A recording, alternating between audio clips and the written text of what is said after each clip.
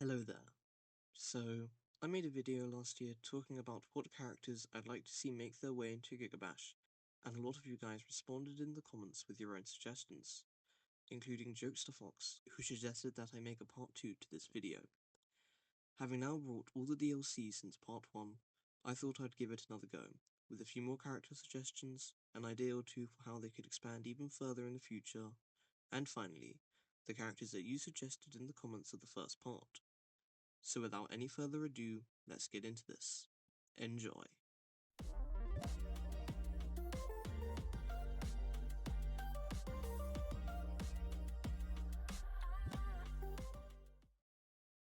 When I saw Transformers 1, I had a feeling of deja vu when the main characters got their cogs, and that feeling returned when Orion Pax gave his speech to the miners.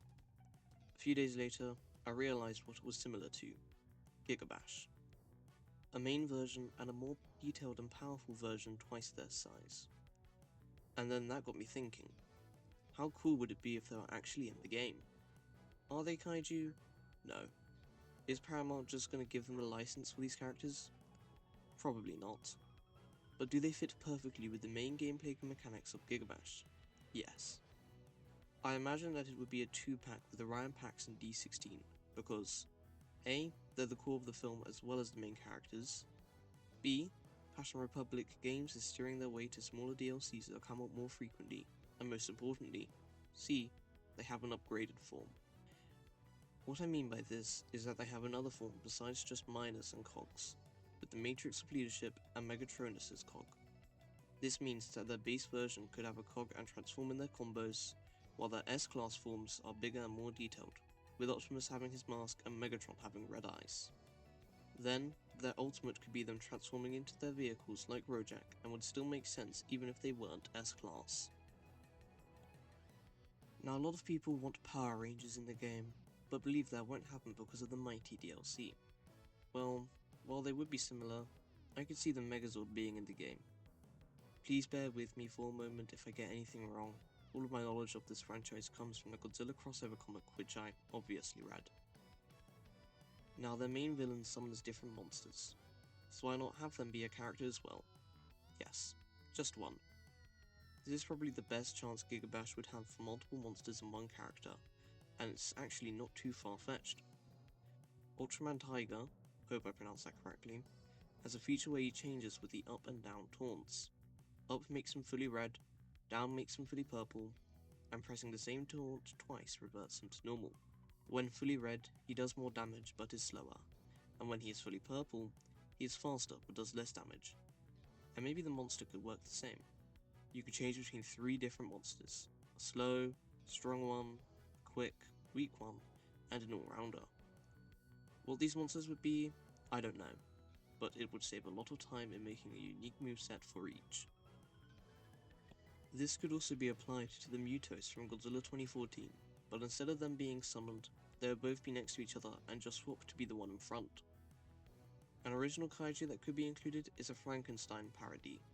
Yes, Frankenstein is a kaiju, look it up.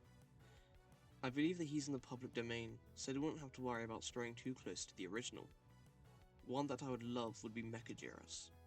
This guy spawns in Area 51 and is a huge pain, but a smaller and lighter version would be really fun to play as. Not only is he an amazing reference to Toho's most popular robot who's based off of another kaiju, Mechanicon,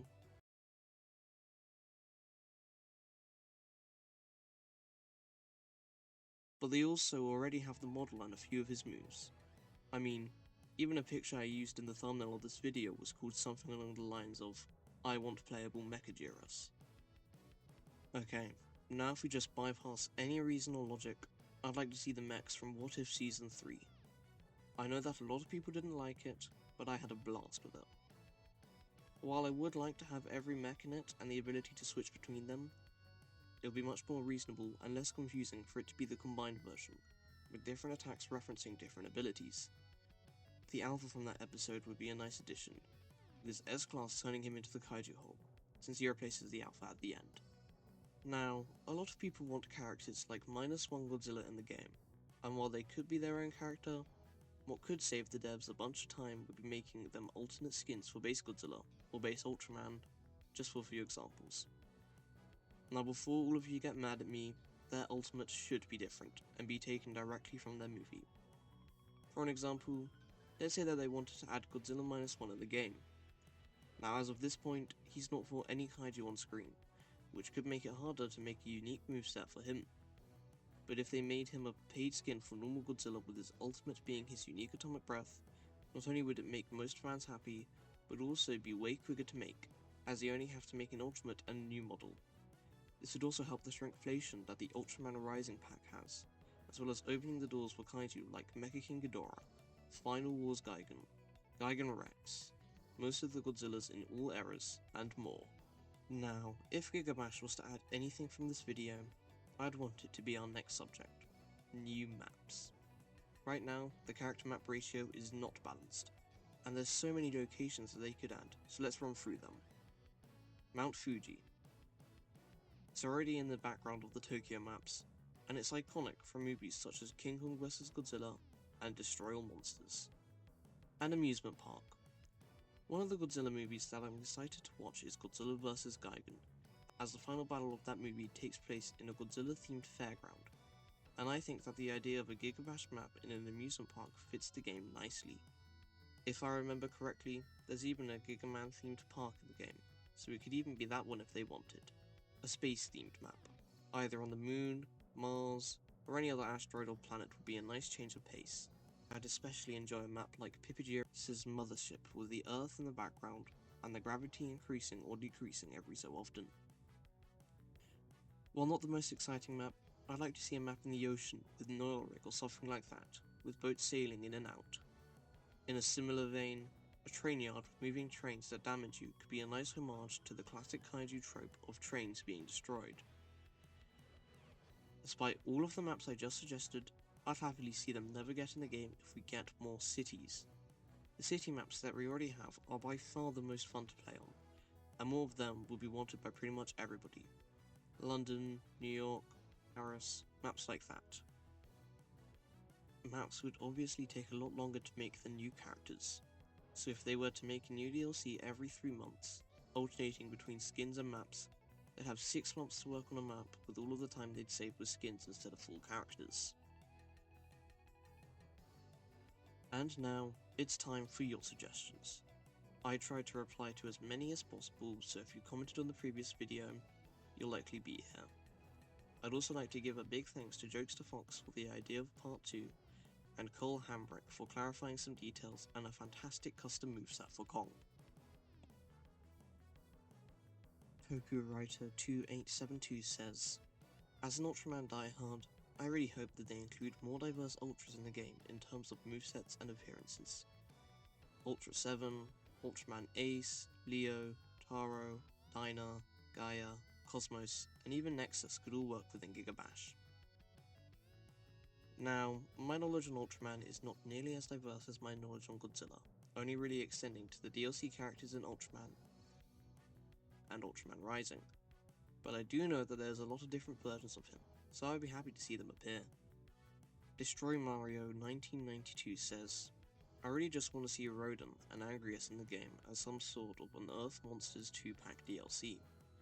Not sure how Mothra would work considering how she's almost always airborne, but I'd like to see the Gigabash devs try to implement her. I think that Angrius is 100% going to eventually be in the game, due to the popularity of the character and how we already have a 4-legged kaiju. I don't think that Rodin or Mothra couldn't be in the game. We have lots of quote-unquote flying characters in Gigabash, but it's just a matter of which one. Preferably, we would get another Godzilla 4-pack featuring all of them and another kaiju, hopefully Jet Jaguar, but it's a lot more likely that we only get 2 of these 3, depending on what they decide to base the DLC on. All 3 combinations of 2-packs work well in terms of theming, so it's just a matter of what the devs think is best. Johnson 880314 suggests adding Legendary Godzilla with skins for Godzilla, King of the Monsters, and New Empire, -1 Godzilla, Godzilla 1954, Legendary Kong, and finally, King Kong 1933. I could see really any of the Monsterverse titans working in Gigabash, so a Monsterverse Godzilla with skins for different movies could be fantastic. I briefly touched upon -1 in my last video, but I think that he'd work better in a skin pack for Godzilla, with a unique ultimate with his atomic breath, which is hard to escape but requires good positioning to work to its fullest extent. Again, Godzilla 1954 would be incredible, but as a skin for Godzilla with a unique ultimate, that's the only way I see us getting 4 Godzillas. We've already talked about Legendary Kong, but King Kong from the 1933 movie could make for a change of pace. I know that they don't do this for any other character, but maybe he could have some frames missing to replicate the stop motion used for his special effects. Carson DeFox suggests 2 Sonic-themed DLCs, featuring Super Sonic, the Death Egg robot from the Sonic movies, Perfect Chaos from Sonic Generations, and a Knight, which I'm assuming is referring to this guy from Sonic and the Black Knight. I haven't played the majority of the games these characters originate from, but I can certainly see the appeal. I think that if Sega hypothetically collabs with Passion Republic Games for a Sonic DLC, the Death Egg robot is pretty much guaranteed due to how famous it is, and Perfect Chaos could fit in nicely, but I don't think that we'll ever see Sonic being playable, even if he was in explicit grown to kaiju size. He'd either be too hard to see, too overpowered due to his speed, or have to take a serious nerf to his defining characteristic. He'd probably just be a cameo in one of the other emotes. Also, Perfect Chaos is obviously heavily inspired by Biollante, which isn't a bad thing, but a lot of people might be upset if Chaos entered the game before her. Despite my prior statements about how this probably won't happen, the idea is amazing. There's a surprising amount of kaiju or kaiju adjacent characters that could fit, like Metal Overlord, the Bio Lizard, Time Eater, the Gangnam Style robot from Breath of the Wild, and that's just with my limited knowledge of the franchise. So while myself and probably a lot of people won't be waiting for a Sonic DLC anytime soon, I'd be excited if it was announced. Editor's note: I've just realized that my first 2 videos of 2025 make reference to Gangnam Style. Help me. Cole Hamrick 6252 says, I want Gamera, Gundam, and Evangelion. Most of all, I want my GOAT, King Kong. I would also love to see a Pacific Rim or Primal Rage DLC, but I doubt those will happen due to licensing. Out of these options, I would say that Evangelion is a safe bet for future DLC. It's pretty popular, but most importantly, it collabs with a lot of other projects, the Godzilla Battle line. I'd be happy with a Gundam crossover, but I have basically no knowledge about it whatsoever, so I don't know what version they'd use. Some other people also suggested Kong and Gamera, so let's talk about those first, starting with Kong. Firstly, yes, I was wrong in saying that he wasn't necessary. He's one of the most popular kaiju in all of fiction and should be included in Gigabash. That custom moveset you made absolutely blew me away with how interesting and complex it is, and I think that if they were to make him similar to that concept, he'd be one of the best characters in the game. On the other hand, I think that Gamera would be based on only one version, the Netflix show. Apparently, Kadokawa, the people who own Gamera, are about to be bought by Sony, and they will probably do nothing with it except toy sales, which is rather disappointing for a kaiju who is nearly as old as Godzilla. However, I think the likelihood of a DLC based on the Netflix version is very high. They've already made a DLC based on a Netflix-owned version of a character, and if it does well enough, then we might see other monsters from Gamera appear afterwards alongside a proper Gamera. But if that doesn't happen, they can always make an original kaiju based on him. Now as for Pacific Rim, it's easily my most wanted franchise to appear in a collab with Gigabash. But if Legendary Kong and Godzilla are viable characters, why not Pacific Rim? They are both owned by the same people. Board Bet says, Cloverfield is a lesser known monster and people will be curious about him, so his DLC will make more money and he'll become an actual known monster until people decide to watch his movies, but he'll be the biggest monster in the game. Cloverfield would be amazing in Gigabash, and while I don't doubt that he would sell well, I think that there's not really a chance of him outselling the first Godzilla DLC. Also, it might be the other way around when it comes to his size, as it'd be tricky to make a character as wide as Clover, so they might actually have to shrink him a bit, but hopefully not. Although that being said, I'd still love to see him in Gigabash. He's definitely in my top 5 most wanted characters. And finally, Trey Erickson QR2UT says, I want to see a Skull Crawler. Yeah, I think that if they were to make a Skull Island pack, they'd definitely include the Skull Devil, and I could see him being fun to play as. But anyway, that's it for this massive video. Leave more suggestions in the comments for part 3, they'll hopefully be much smaller. If I reply to any of your comments, they'll almost definitely be in part 3, but there's only so many times I can say good idea before I start sounding like a corporate AI. If I liked your comment, that means I read it and I appreciated it. Thank you so much for watching all the way to the end, and I'll see you all later.